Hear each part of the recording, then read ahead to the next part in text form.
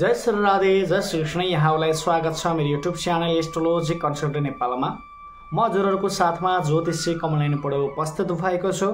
आज म हजुरहरूलाई विशेष गरेर मासिक राशिफलको बारेमा बताउने छु। 12 महिनाहरूमा मङ्सिर महिना 2082 साल मङ्सिर महिनामा यदि हजुरहरू 12 राशिहरूमध्ये वृषभ राशिमा जन्म लिनु भएको छ भने चाहिँ यो मङ्सिर महिना के कस्तो रहनेछ भन्ने कुरा हजुरलाई सम्पूर्ण कुराहरू चाहिँ बताउने छु। हजुरहरू कहाँबाट हेरिरहनु भएको छ, आफू बसिरहेको स्थान अवश्य पनि कमेन्ट गर्नुहोला।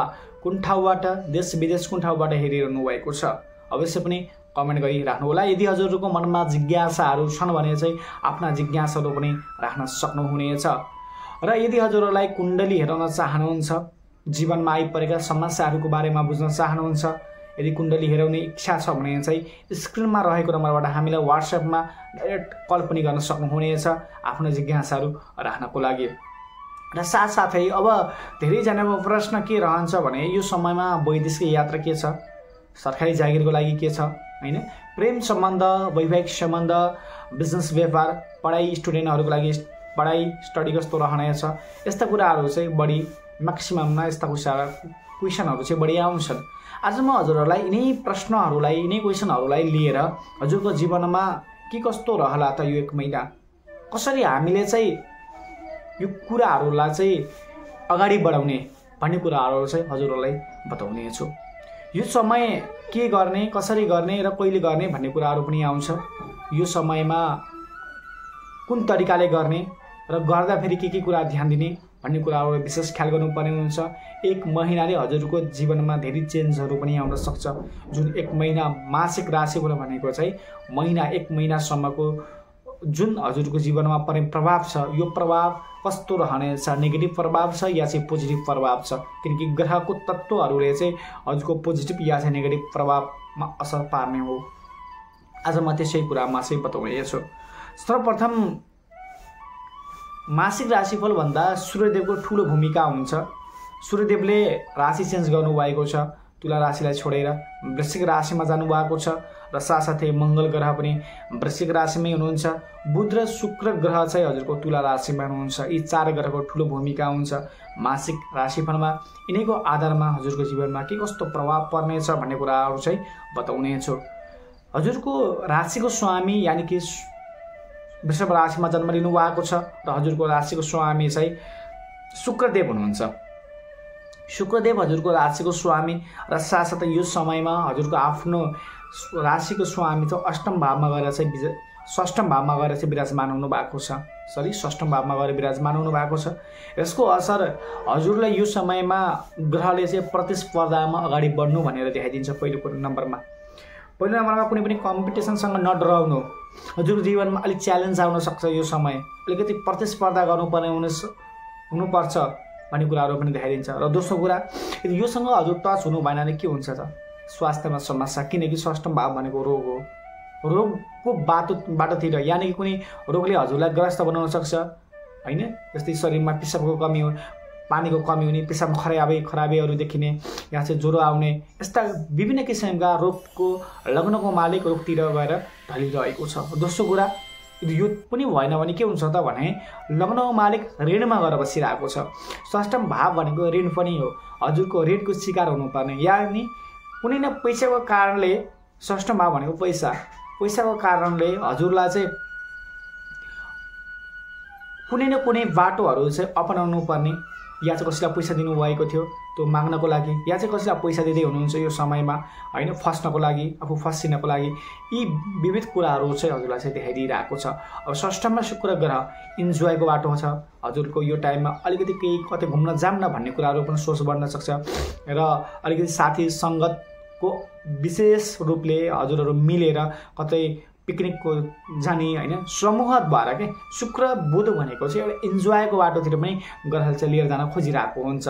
यो शुक्र र बुधको विशेषता चाहिँ यस्तो रहेको छ। यो समयमा विशेष ख्याल गर्नुपर्ने हुन्छ। र हजुरको शुक्रदेव षष्ठम भावमा गएर बस्नु भएको छ। थोरै स्वास्थ्यलाई ख्याल गर्दै अगाडि बढ्नुहोला र चिसोदेखि विशेष ख्याल गर्नुहोला।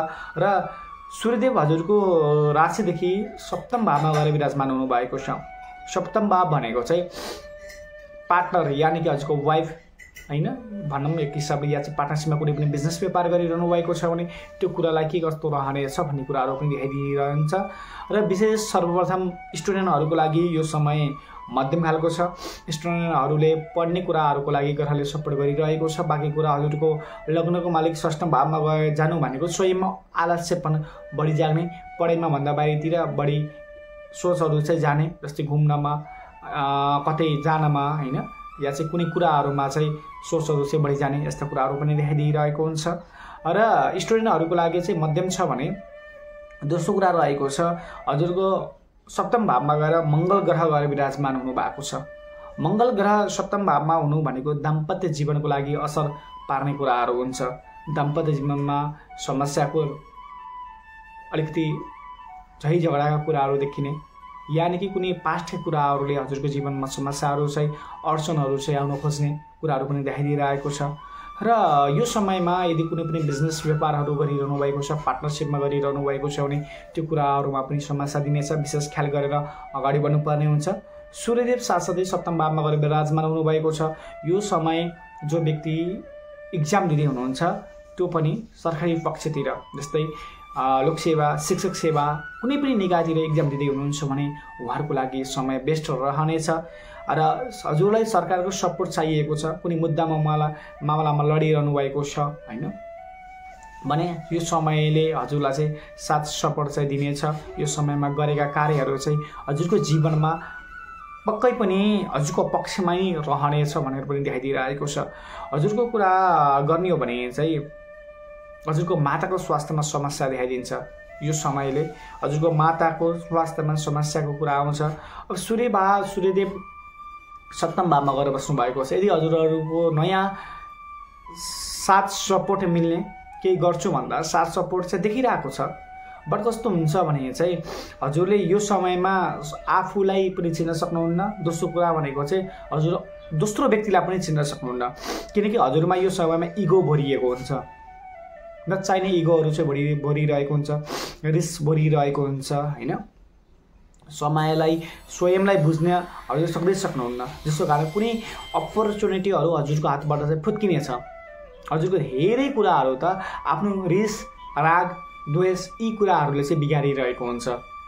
र सोचे भन्दा बढी चाहिँ किन मङ्गल सूर्य एउटै भावमा गएर बसिरहेको छ। हेर्दै जानुहोस्, यदि हजुरको चाहिँ विवाह भइसकेको छ भने हजुरको चाहिँ यो या चाहिँ हजुरको पार्टनरसिपमा भनौँ या चाहिँ हजुरको चाहिँ दाम्पत्य जीवनमा ताइन तुईसँग चाहिँ हजुरको चाहिँ झगडा पर्न थाल्छ हैन। एकदम विशेष ख्याल गर्नुहोस्, किनकि ग्रहले हजुरलाई चाहिँ अगाडि बढाइरहेको छ।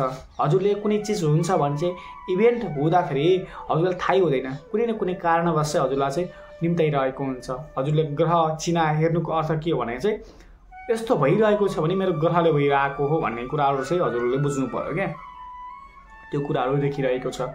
मङ्गल सूर्य सप्तम भावमा गएर बस्नु, आफ्नो पार्टनरसिप, आफ्नो हजुरको वाइफ या चाहिँ हजुरको चाहिँ हस्बेन्ड यी कुराहरूलाई चाहिँ अगाडि सम्हालेर चाहिँ अगाडि बढाउनु पर्ने हुन्छ। र विदेशको कुराहरू आइरहेको छ। धेरैजनाले विदेशको कुराहरू सोध्नुहुन्छ। विदेशको कुरा गर्ने हो भने चाहिँ डिपेन्डेन्ट भिसामा ट्राई गरिरहनु भएको छ भने यो समय हजुरको इन्टरभ्यूमा पास हुने कुराहरू देखाइदिनुहुन्छ। वृषभ राशि हुनेहरूको लागि चाहिँ या चाहिँ हजुरलाई चाहिँ कसै बोलाइरहनु भएको छ भने चाहिँ त्यो सेक्टरबाट पनि हजुरको लागि चाहिँ राम्रो छ। बट ग्रहले हजुरलाई कोही न कोही माध्यम हुनु पर्यो, त्यसपछि चाहिँ विदेशको योग बनाइदिइरहेको छ। विदेशको योग नभएको होइन छ, बट कोही न कोही माध्यम चाहिँ हजुरको जीवनमा चाहिँ हुनु पर्यो, या चाहिँ कोही आफ्ना इष्ट मित्रद्वारा चाहिँ हजुर जाने प्रयासमा हुनुहुन्छ भने हजुरको लागि पनि राम्रो छ। बट हजुरले आफै ट्राई गरिरहनु भएको छ। यसमा थोरै सङ्घर्षको कुराहरू या केही अलि ढिला हुने कुराहरू पनि देखिन्छ। पहिलो नम्बर त हजुरको यो विदेशको कुरा हेर्नको लागि हजुरको आफ्नो कुण्डलीमा के कस्तो योग छ भन्ने कुराहरू पनि हेर्नुपर्ने हुन्छ। यदि हजुरको कुण्डलीमा योग छैन भने यहाँबाट मात्र त हुँदैन, यो त राशि हो, चन्द्र राशि हो हैन। हजुरको कुण्डलीमा के कस्तो योगहरू छ भन्ने त्यो कुरालाई चाहिँ विशेष फोकस गर्नुपर्ने हुन्छ। बट योग चाहिँ बनिरहेको छ। हजुरको चन्द्र राशिबाट यो समयमा विदेशका यात्राहरू, अलिकति लङ ट्राभलहरू हुन सक्ने, कुनै जस्तै भारत भए पनि इन्डिया भए पनि हजुरको चाहिँ घुम्ने अवसरहरू चाहिँ यो समयमा प्राप्त हुने कुराहरू पनि देखाइदिइरहेको छ। समग्रमा हेर्दाखेरि वृषभ राशि हुनेहरूको लागि चाहिँ समय राम्रो छ। हजुरहरूको राम्रो छ, अगाडि बढ्नुहोस् हैन। समयले ग्रहले सूर्यदेवले हजुरलाई चाहिँ एउटा साहस दिनुभएको छ, आत्मबल दिनुभएको छ, गर्ने एउटा जोस जागर दिनुभएको छ। बट हजुरले चाहिँ त्यो जोस जागर चाहिँ आफैमा रिस डाहातिर चाहिँ लिएर जानुभयो भने हजुर त्यही हराउँछ। बट केही गर्छु भनेर चाहिँ अगाडि बढ्नुभयो भने पक्कै पनि हजुरलाई चाहिँ राम्रो दिनेछ यो समय। त्यसैले यो समय राम्रो छ, समयलाई बुझ्नुहोस्, अगाडि बढ्नुहोस्। हजुरलाई समयले पनि हजुरलाई बुझ्नेछ र हजुरले सोचेका आँटेका कुराहरू हजुरको जीवनमा प्रभाव पर्नेछ। र यो समयमा लिडरसिपको ग्रह हो, हजुरले कसैलाई चाहिँ कन्ट्रोल गर्ने खालको ग्रह दशा हो हैन। युग बनिरहेको छ, आफू लिडर भएर चाहिँ अगाडि बढ्नुहोस्। राजनीतिक क्षेत्रमा होस् या कुनै पनि क्षेत्रमा होस्, हजुर अगाडि बढ्नुहोस्, मात्र हजुर अगाडि बढ्नुहोस्। कुनै भिजन छ, कुनै लक्ष्य छ, कुनै केही गर्ने इच्छा छ भने चाहिँ हजुर आफू बढ्नुहोस्। त्यसपछि ग्रहले पनि हजुरलाई सपोर्ट गर्छ। यानि कि हजुर चाहिँ खुम्चिनु भयो भने चाहिँ ग्रहले त्यसै त गर्दैन, हजुर आफू पनि लाग्नु पर्यो। त्यसपछि ग्रहले पनि हजुरलाई चाहिँ सपोर्ट गर्छ। थोरै बिजनेस व्यापार गर्नेहरूको लागि चाहिँ विशेष ख्याल गर्नुहोस्, सोचेर विचार गरेर चाहिँ बिजनेस व्यापारमा हात लगाउनु होला। यति भन्दै हजुरलाई यो भिडियो कस्तो लाग्यो आफ्नो प्रतिक्रियाहरू पनि अवश्य पनि दिनुहोला। जय श्री राधे, जय श्री कृष्ण।